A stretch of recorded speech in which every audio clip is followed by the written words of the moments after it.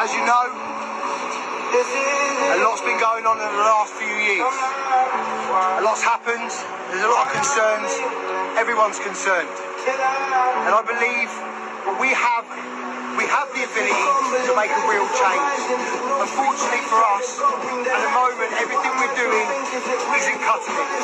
At the moment, protest, flag waving, walking down roads, it's not working. So we're going to bring a different element to this. We're going to go back to our roots. We're going to go back to what it was like in the 50s and even the 40s, where British and English men came together and took a stand and took the fight directly to where it is. The digital age is over.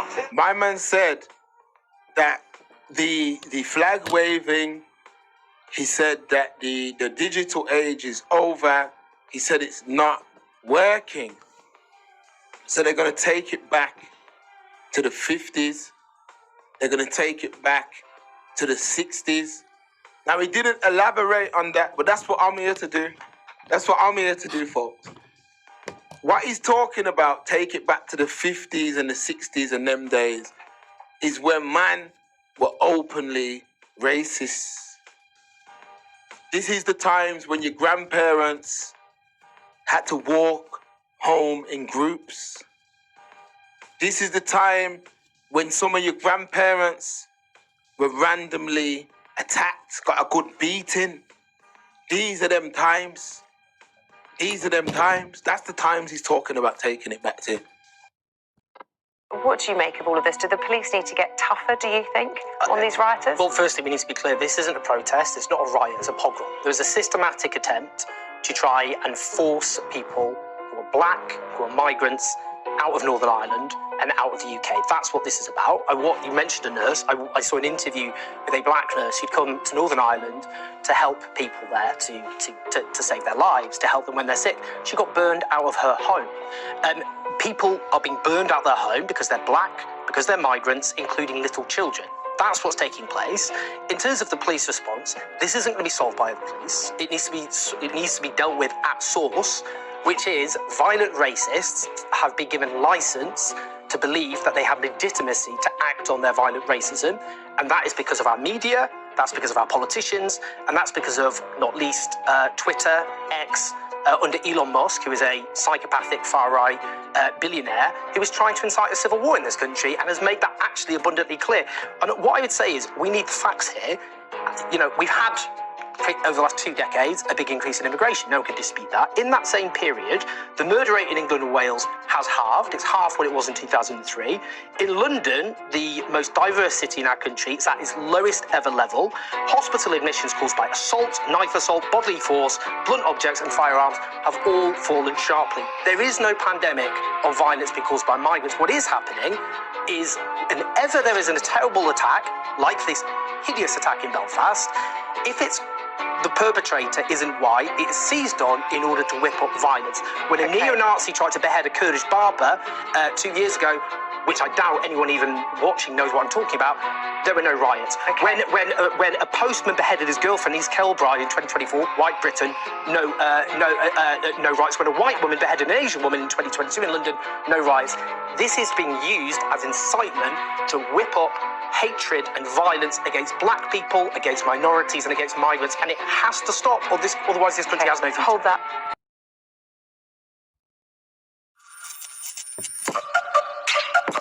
Yeah, we on Boss Talk TV. Shout out to E. the reason you see. Hello, Anthony. More than 500 people were on the list of potential jurors, but the jury will not include anyone who is black, despite this case being racially charged. Fox 4's Alex Boyer joining us now. Alex. Hey guys, good evening. That's right. You know, and I can tell you that a court spokesperson confirmed that there are indeed no black jurors on this panel.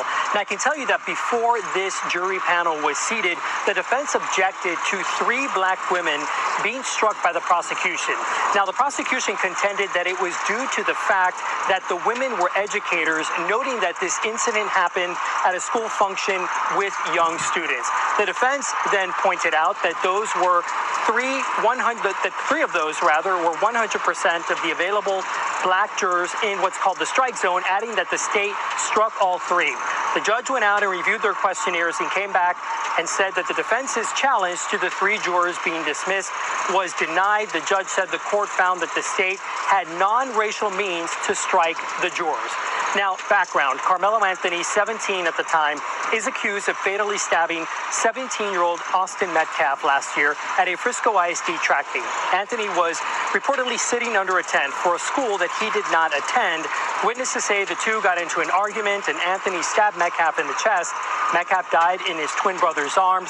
Police said that Anthony told them he acted in self-defense. Wow, guys. Make sure you like, subscribe to the channel. As you heard, no Shalom. All praise be to Yahweh, Bashim Shai, Bishim Kakadash, double honor to the elders and apostles of Great Most and well. Shalom to the hopeful elect. Yeah, man. Just, little videos I put together there. Just showing you that, hey, the world is escalating into racial tension, man. Which, guess what? This has been throughout the scriptures, man. Because the scriptures, the holy scriptures, the holy Bible is a book of race, man. And a lot of these ignorant Christians, they think the Lord loves everybody, or the Lord wants all nations to be holding hands and stuff like that. But that's not the case, man. There's a hierarchy of nations. The Most High Yahweh Shemashai has selected his favorite, which is the nation of Israel, man, which are considered through biblical prophecy as the so-called Negroes, Latinos, Native Americans, Hispanics, and those a part of the diaspora. Yeah. Okay. But the main racial tension that's shown in the scriptures is between Jacob and Esau, right? Even going back to Cain. Okay.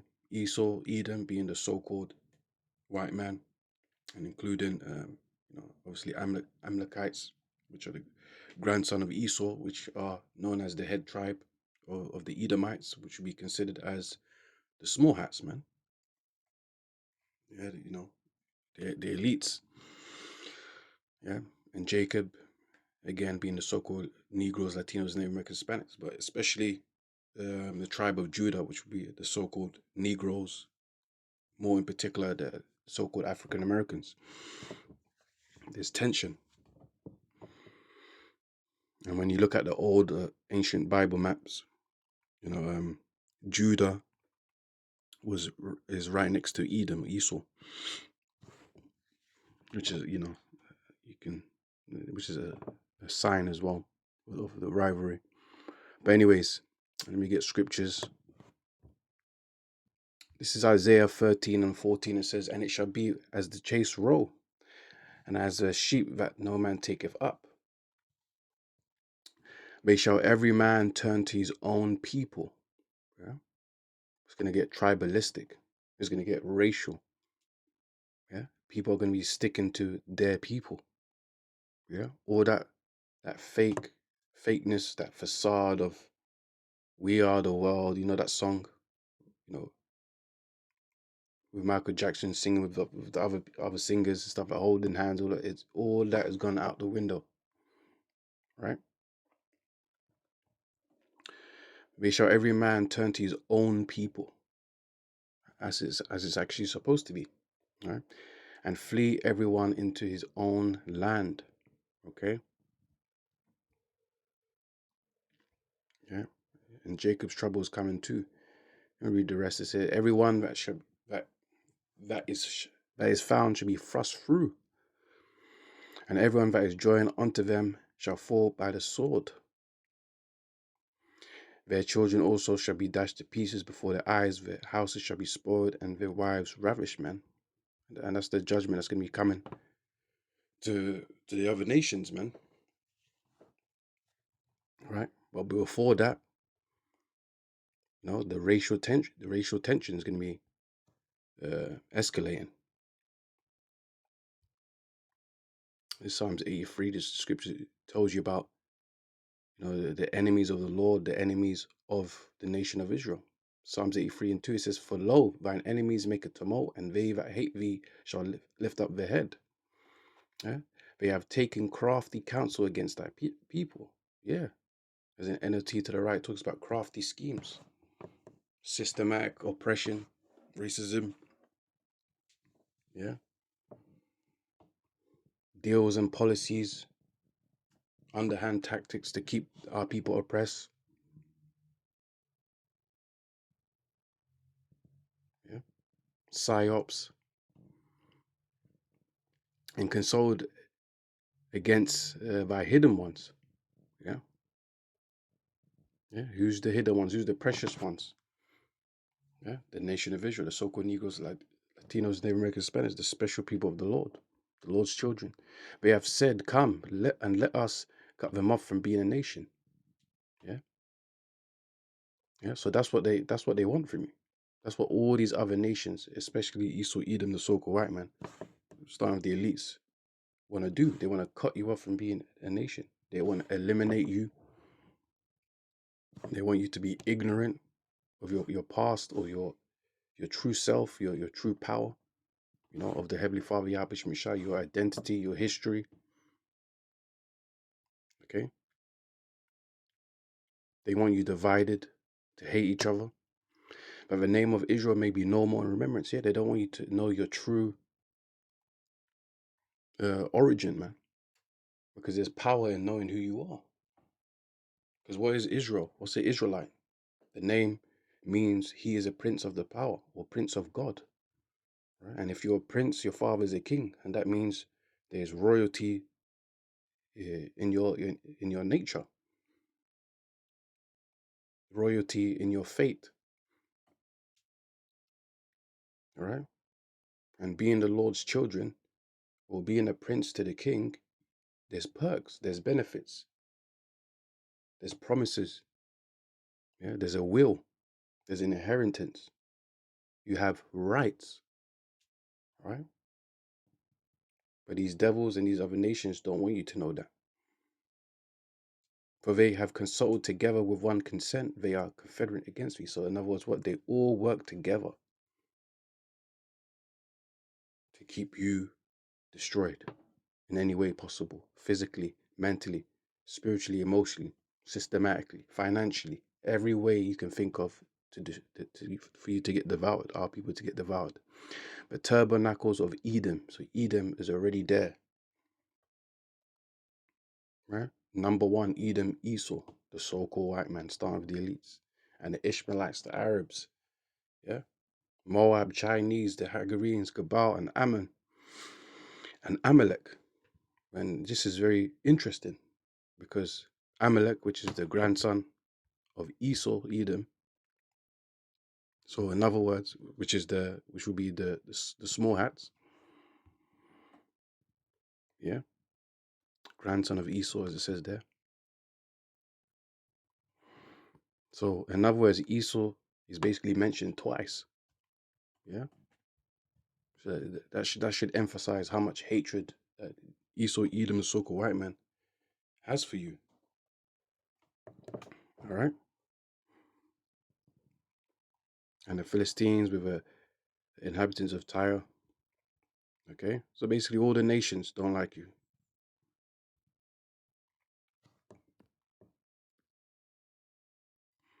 And Jacob's trouble is coming, man.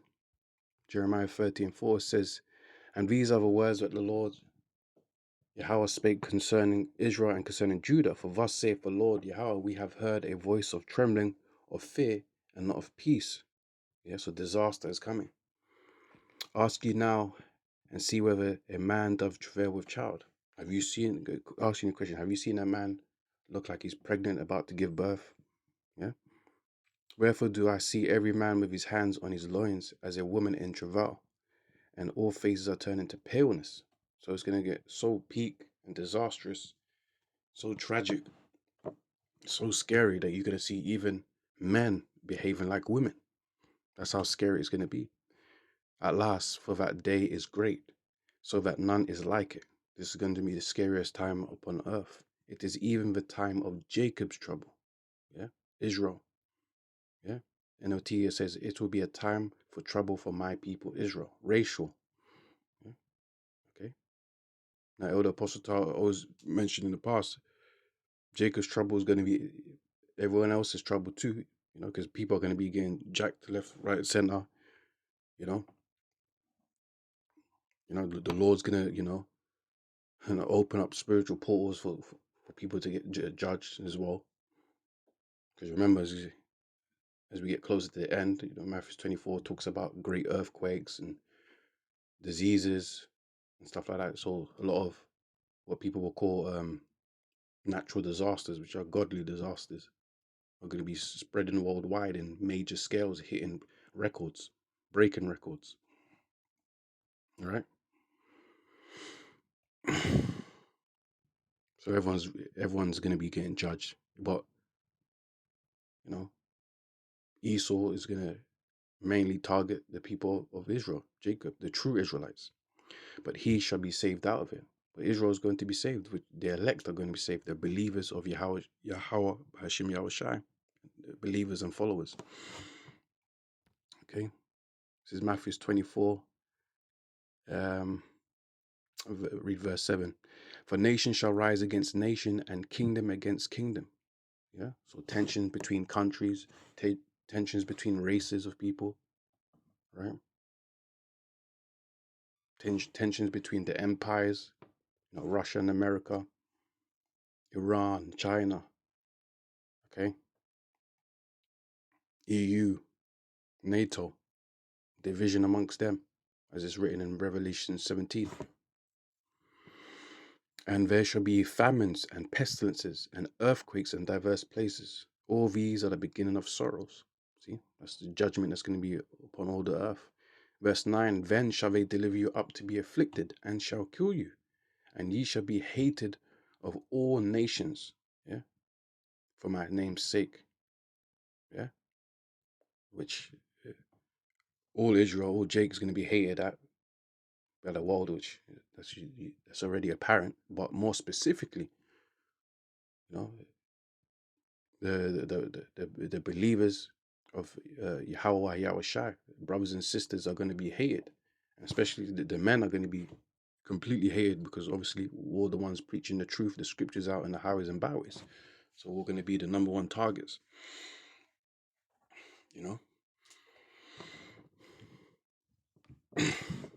So you're going to see what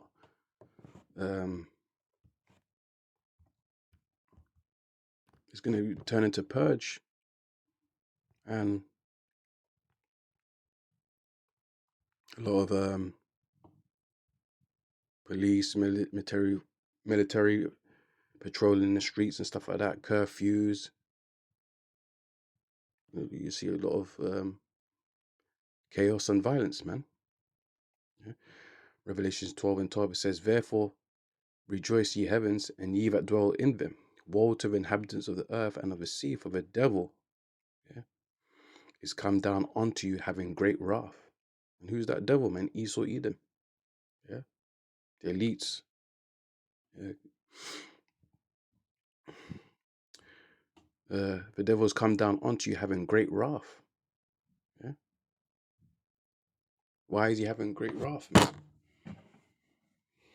Because the spirit and power of Yahweh Shemashai that deals with our elders, apostles, and brothers on down are exposing these elites, man. Right? Of their trickery, their lies, their plans. We're exposing them through the scriptures of their judgment as prophesied. Yeah, we're telling you their true identity. Yeah, we're telling the world that we are actually the true children of Israel, based on the scriptures. They don't like that. They don't like that Israel is waking up worldwide. So-called Negroes, Latinos, Native Americans, Hispanics, and the diaspora are waking up to the truth worldwide. Okay? They don't like that. So he's going to unleash his wrath, because you know if that he have but a short time. His time is limited, and guess what? Elder Apostle Tar and brothers went into the 250 years of America is coming close. Next month, July, recently they had a White House competition of MMA. Okay? There's a lot of racial tensions going around in Ireland, England, America. Yeah, something is boiling. Something is escalating. 250 years is the average sign of an empire becoming closed, falling. You see all these signs.